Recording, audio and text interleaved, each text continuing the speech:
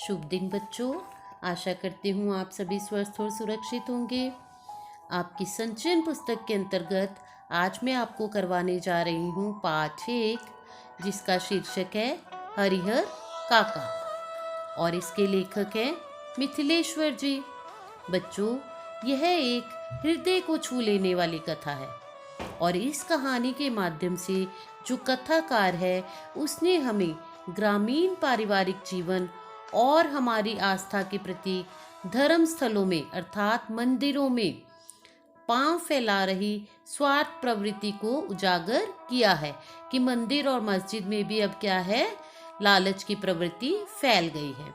स्वार्थ के कारण ही व्यक्ति अपनों में ही पराया हो जाता है और उसे समाज में किस किस प्रकार के कष्ट उठाने पड़ते हैं, ये सब हम इस कहानी में पढ़ेंगे कि लालच जो है वो व्यक्ति को अपनों से भी दूर कर देता है। तो शुरू करते हैं। प्रस्तुत कहानी लेखक के गांव की अपनी कहानी है। हरिहर काका की दशा बहुत खराब है, वो बीमार है। लेखक उनसे मिलने जाता है पर हरिहर काका उनसे बात तक नहीं करते। उन्हें बड़ा आश्चर्य होता है। वे सोचने लगते हैं कि हरिहर काका तो उनके दोस्त जैसे हैं और उनसे कभी कोई बात नहीं छुपाते, पर वे आज उनसे क्यों नहीं बोल रहे। होता क्या है बच्चों कि जब लेखक छोटा था तो हरिहर काका जो है उसे कंधे पर बिठाकर पूरे गांव में घुमाया करते थे और वो उसे बच्चा नहीं अपना दोस्त समझते थे, क्योंकि दोनों एक दूसरे से अपनी सारी बातें साझा कर लेते थे। लेकिन आज वो लेखक से बात भी नहीं कर रहे थे, तो क्या हो सकता है। अब ये लेखक सोच रहा है कि क्या हुआ हरिहर काका के साथ। लेखक कहता है पहले मैं आपको ये बताने से पहले अपने गांव के बारे में बता दूं, और स्पेशली किसके बारे में, मंदिर के बारे में। ये जो है उस क्षेत्र की सबसे बड़ी ठाकुरबाड़ी है, अर्थात ठाकुर जी की जगह। लोग जो हैं वो तन मन धन से इसके प्रति समर्पित रहते हैं और इसके मुखिया कौन है, महंत जी। हरिहर काका के 4 भाई हैं, सबका भरा पूरा परिवार है। हरिहर काका की दोनों पत्नियों की मृत्यु हो चुकी है, उनकी कोई संतान नहीं है। वे अपने भाइयों के परिवार के साथ ही खुश हैं। अब बेचारे क्या करेंगे, जब अपनी औलाद नहीं तो उनके साथ ही रहेंगे ना।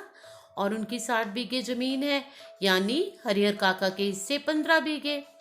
लेकिन घर में उनकी हालत ठीक नहीं है, उन्हें कोई नहीं पूछता। क्यों नहीं पूछता। एक बार क्या होता है बच्चों, उनके घर में कोई मेहमान आता है। अब यहाँ से देखिए पता चलेगा क्यों नहीं पूछते उन्हें। घर में अच्छा अच्छा भोजन बनता है पर हरिहर काका को रूखा सूखा खाने को दे दिया जाता है। यह देखकर काका को गुस्सा आ जाता है और वो क्या करते हैं, थाली आंगन में पटक कर चिल्लाते हुए बाहर चले जाते हैं। आया समझ आपको क्यों नहीं पूछता। क्योंकि बच्चे वो अकेले व्यक्ति हैं, तो वो परिवार के जो दूसरे लोग हैं, भाभियां जो है वो उनको अपने ऊपर बोझ मानती हैं और उन्हें नहीं पूछती। लेकिन उनका पैसा भी तो चाहिए ना उन्हें। अब महंत जी को ये बात पता चल जाती है कि उनके साथ ऐसा व्यवहार किया जा रहा है और महंत तो पहले ही काका की संपत्ति ठाकुरबाड़ी के नाम करवाने की ताक में बैठे हैं। तो वो काका को क्या करते हैं, ठाकुरबाड़ी में बुलाते हैं, उसकी खातिरदारी करते हैं और उसके भाइयों की बुराई करते हैं और कहते हैं कि मेरी बात मानो, तुम अपनी जमीन ठाकुरबाड़ी के नाम कर दो। कहते ऐसा करने से तुम्हारा परलोक भी सुधर जाएगा और इहलोक भी, अर्थात सब लोग तुम्हारी प्रशंसा करेंगे। लेकिन जैसे उनकी सेवा की, उन्होंने खूब अच्छा अच्छा खाना खिलाया और सेवा भी की, लेकिन काका ने हाँ या ना कुछ नहीं बोला।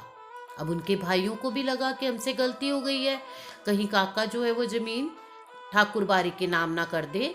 तो वो काका के हाथ पांव जोड़कर उन्हें घर ले आते हैं।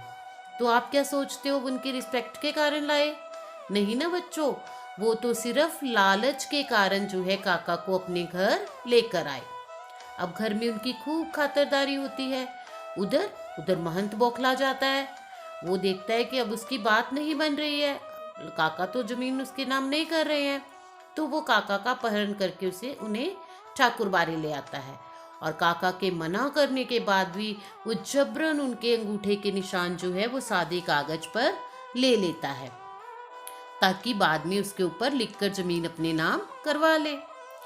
फिर क्या करते हैं, उसके बाद काका के हाथ पैर बांधकर मुंह में कपड़ा ठूस देते हैं ताकि उनकी आवाज़ बाहर ना जाए, और उन्हें एक गोदाम में बंद करके भाग जाते हैं।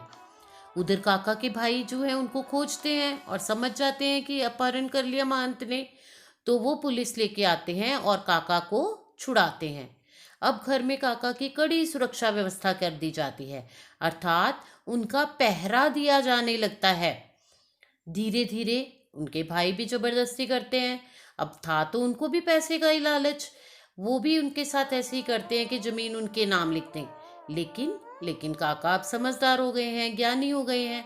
वो समझने लगे हैं कि जमीन हाथ से जाने के बाद उन्हें कोई नहीं पूछेगा, क्योंकि बच्चों उन्होंने पड़ोस की बुढ़िया महिला की हालत देखी थी, जिसने अपनी जमीन अपने बेटों के नाम कर दी और बाद में बेटों ने उसे घर से निकाल दिया। अब इसके सामने और भी ऐसे कई उदाहरण हैं, और इसी चक्कर में जो गांव वाले हैं वो दो गुटों में बट गए। एक पक्ष का था काके के भाइयों का हिमायती था, हिमायती मीन साइड लेने वाला, और दूसरा पक्ष क्या था, वो चाहता था कि काका अपनी जमीन ठाकुर बारी के नाम कर दे। जो भाइयों के पक्ष वाला था ना, वो ये बोलते थे कि काका के मरने के बाद भी तो जमीन भाइयों को जानी है, तो अच्छा है कि काका जीते जी अपनी जमीन भाइयों को दे दे।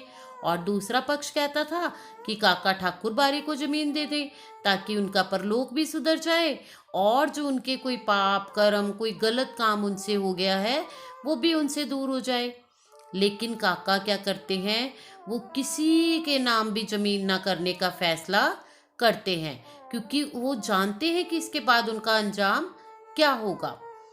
और काका के भाई भी फिर क्या करते हैं, जबरन उनके साथ वही सब करते हैं जैसे महंत ने किया था ना, उन्हें किडनैप कर लिया और साइन करवाने की कोशिश की। ऐसे उसके भाई किडनैप तो नहीं करते, बट उनके साइन लेने की कोशिश करते हैं। तो बच्चों अब काका को किसी पर भरोसा नहीं रहा, और वो क्या करते हैं, वो अकेले रहने लगते हैं। जब लेखक उनसे मिलने गया तो वो अकेले ही थे। अब उन्हें दुनिया की समझ आ गई है कि इस दुनिया में किसी पर भरोसा ना करो, सभी स्वार्थी हैं। तो गांव के लोग और लोग भी उनकी संपत्ति हथियाने की कोशिश करते हैं, पर वो सफल नहीं होते, क्योंकि काका अपने आप साइन किसी को भी करके नहीं देते। और एंड में काका क्या डिसीजन करते हैं कि वो अपनी ज़मीन पर खेती करेंगे, एक नौकर रख लेंगे, कुछ पुलिस वालों को अपनी प्रोटेक्शन के लिए रख लेंगे, और बीमारी की हालत में अपना बचा हुआ जीवन काट लेंगे। और वो ऐसे ही करते हैं, क्योंकि जो आमदनी खेती से होती है उसमें से वो नौकर को भी तनख्वाह दे देते हैं, पुलिस वालों को भी पैसे दे देते हैं, और अपना जीवन यापन भी कर लेते हैं। अब वो किसी से कुछ नहीं कहते। तो बच्चों, कहानी से ये शिक्षा मिलती है कि हमें हमारे बुजुर्गों को स्वार्थवश नहीं बल्कि उनका सम्मान वैसे ही करना चाहिए। यही हमारी परंपरा है। आशा करती हूँ आपको पाठ समझ आ गया होगा। फिर भी कोई डाउट कोई क्वेरी हो